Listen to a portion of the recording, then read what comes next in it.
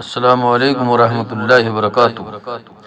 दोस्तों, हमारा channel allrounder Rajput subscribe करें, शेयर करें, लाइक करें। यह गिरोह मुकर्ररा जगह की ओर रवाना हो गया। रैनी उसी तरफ दौड़ी जा रही थी। वह उस्मान सालिम को रोकना चाहती थी।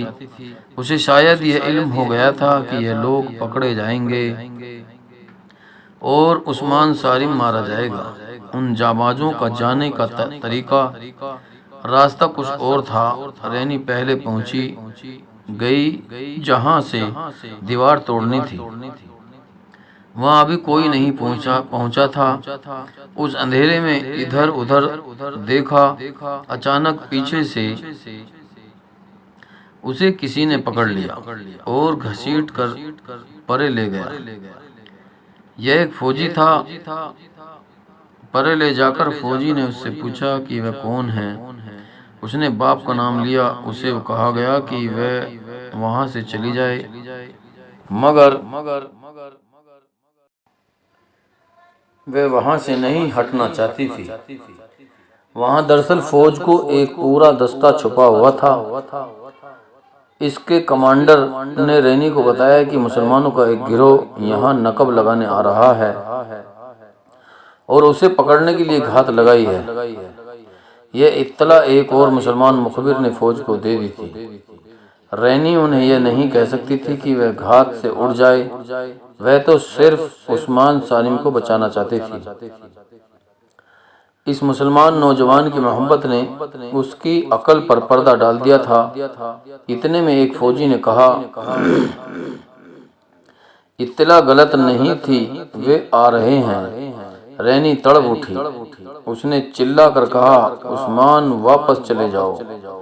दस्ते के कमांडर ने उसके मुंह पर हाथ रख दिया और कहा, यह बदबख्त जासूस मालूम होती है, उसे गिरफ्तार कर लो। लेकिन गिरफ्तारी की उन्हें मोहलत न मिली, क्योंकि कुछ दूर शोर शराबा सुनाई देने लगा था। जाबाजों की एक पार्टी सीधी घात में आ गई थी। सलीबियों के दस्ते की तादाद ज्यादा थी। पेशतर इसके जाबाज संभलते वह घेरे में आ चुके थे। मसाले जल उठी, जिनकी रोशनी में जाबाज साफ नजर आने लगे। उनके पास खुदाई का सामान, बर्छियां और खंजर थे। भाग निकलने की कोई सूरत नहीं थी। उसमें 11 लड़कियां थीं। सलीबी कमांडर ने बा आवाज़े बुलंद कहा, लड़कियों को जिंदा पकड़ो। छापामारों में से किसी ने कहा, मुजाहिदो भागना नहीं, एक एक लड़की को साथ रखो। और जो मारका लड़ा गया वह बड़ा ही खुरेज था। छापामार तो तरबियत याफ्ता लड़ाका थे, खूब लड़े। लेकिन लड़कियों और लड़कों ने सलीबियों को हैरान कर दिया। लड़कियां डरने के बजाय नौजवानों को ललकार रही थीं। उन्हें जिंदा पकड़ने की कोशिश में मुतअद्दिद सलीबी उनके खंजरों का शिकार हो गए। मगर सलीबी तादाद में ज्यादा थे। चूंकि यह मारका किले में लड़ा जा रहा था, इसलिए सलीबी फौज के दस्ते आ गए। इस मारके में एक निस्वानी आवाज सुनाई देती थी, उस्मान निकल जाओ, उस्मान तुम निकल जाओ। यह रैनी की आवाज थी। उस वक्त तक उस्मान सालिम लड़ रहा था। उसके सामने एक सलीबी आया। उस्मान के पास खंजर था और सलीबी के पास तलवार। अचानक इस सलीबी की पीठ में एक खंजर दाखिल हो गया। यह रैनी का खंजर था। एक और सलीबी ने उसे ललकारा। उसने मरे हुए सलीबी की तलवार उठा ली और मुकाबले पर उतर आई। उस्मान सारिम उसकी मदद के लिए आगे बढ़ा, लेकिन सलीबी की तलवार ने उसे शहीद कर दिया। कुछ देर बाद जाबाजों में सिर्फ 2 लड़कियां जिंदा रहीं। वह इकट्ठी थीं और बहुत से सलीबियों के घेरे में आ गई। घेरा तंग हो रहा था। उन्हें कहा गया कि वह खंजर फेंक दे। दोनों ने एक दूसरे की तरफ देखा। दोनों ने बैक वक्त अपना खंजर अपने अपने दिलों पर रखा और दूसरे लम्हे उन्होंने खंजर अपने दिलों में उतार दिए। रैनी को जख्मी करके पकड़ लिया गया था। उसने बाद में पागलपन की कैफियत में बयान दिया कि वह इस स्कीम को नाकाम करके उस्मान सारिम को बचाना चाहती थी। किले की दीवार तोड़ने की उम्मीद खत्म हो गई। शहर के अंदर मुसलमानों की तखरीब कारी भी खत्म हो गई। मुसलमानों की क़यादत करने वाले जाबाज शहीद हो चुके थे। बिरजेस भी शहीद हो चुका था, लेकिन सुल्तान सलाहुद्दीन अय्यूबी की उम्मीदें सिर्फ उन सरफरोशों के साथ वाबस्ता नहीं थी। वह किले सर करना जानता था।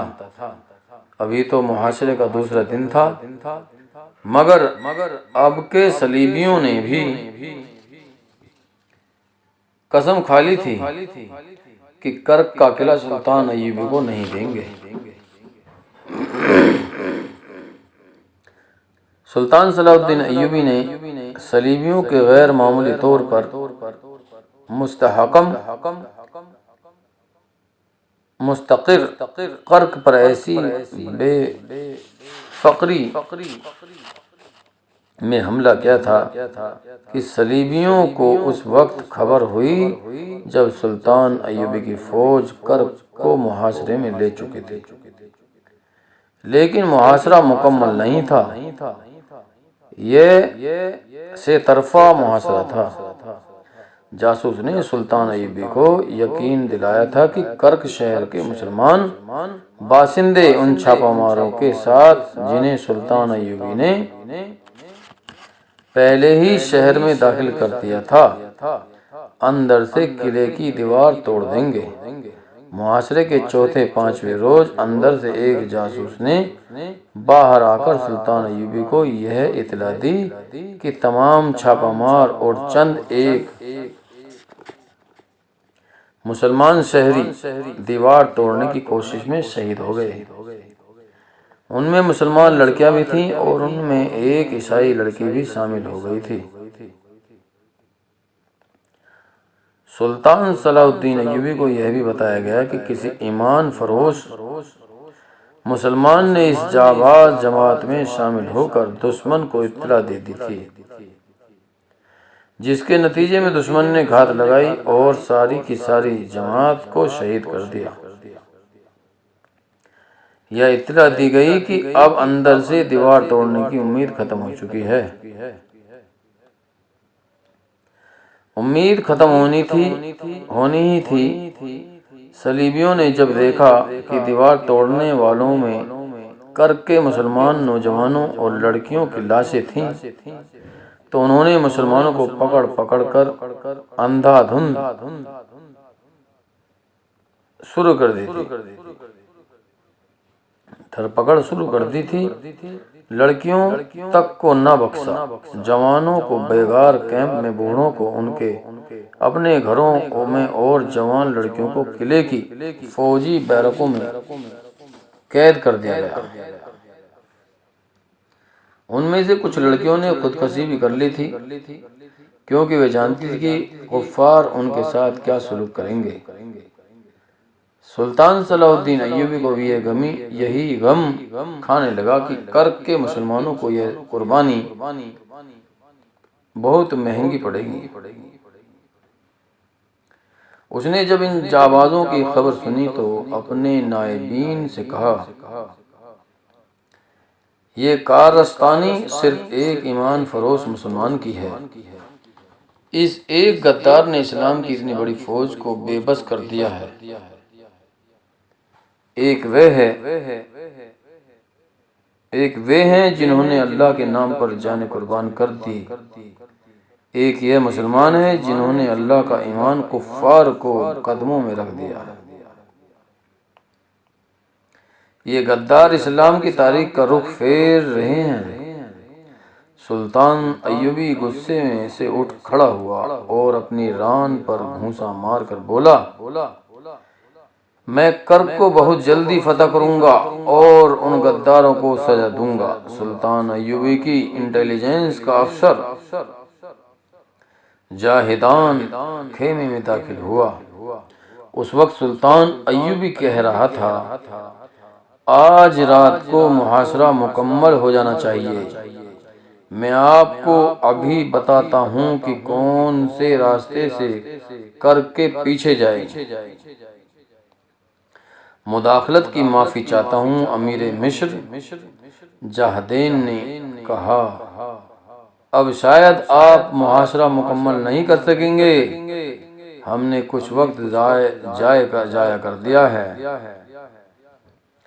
क्या तुम कोई नई खबर लाए हो? सुल्तान सलाहुद्दीन अय्यूबी ने उनसे पूछा। आपने जिस कामयाबी से दुश्मन को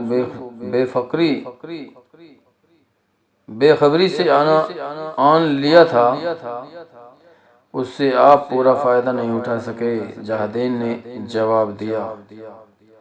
वे ऐसे बेधड़क अंदर से बोल रहा था जैसे अपने छोटे ओहदे के आदमी को हिदायत दे रहा हो। सुल्तान अय्यूबी ने अपने तमाम सीनियर और जूनियर कमांडरों और तमाम शोबों के सरबराहों से कह रखा था कि वे उसे बादशाह समझकर फर्जी सलाम ना करे क्या करे। मुआशरे दिलेर और खुद एतमादी से दे और नुक्ता चीनी खुलकर किया करे। जाहदेन उन्हीं हिदायत पर अमल कर रहा था। इसके अलावा वे इंटेलिजेंट का सरबराह था।